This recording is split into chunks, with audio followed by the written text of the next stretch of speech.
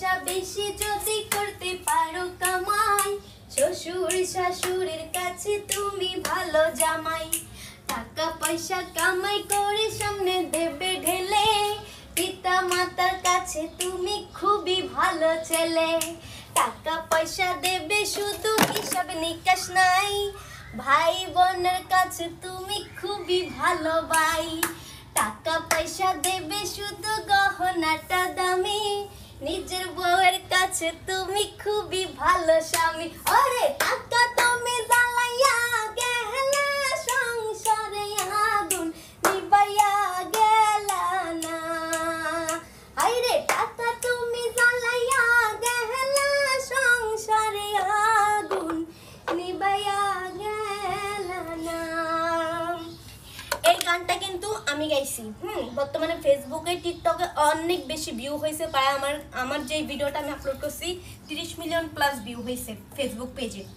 তো অনেকেই কি করছে, আমার এই গানটা চুরি করে করে নিয়ে তাদের পেজে দিছে। আমার তাতে কোনো সমস্যা নেই।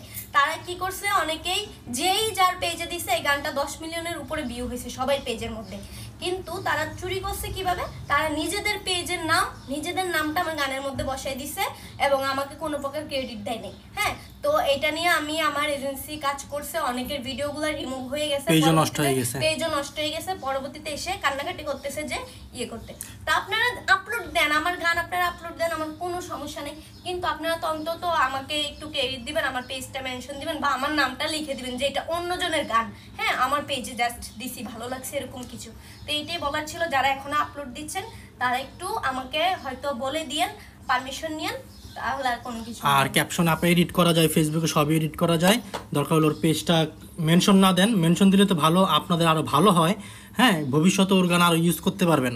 আরেকটা কথা হচ্ছে, মেনশন না দিলে ক্রেডিট দিয়ে দেন, এটাতে আপনার জন্যই ভালো হয়।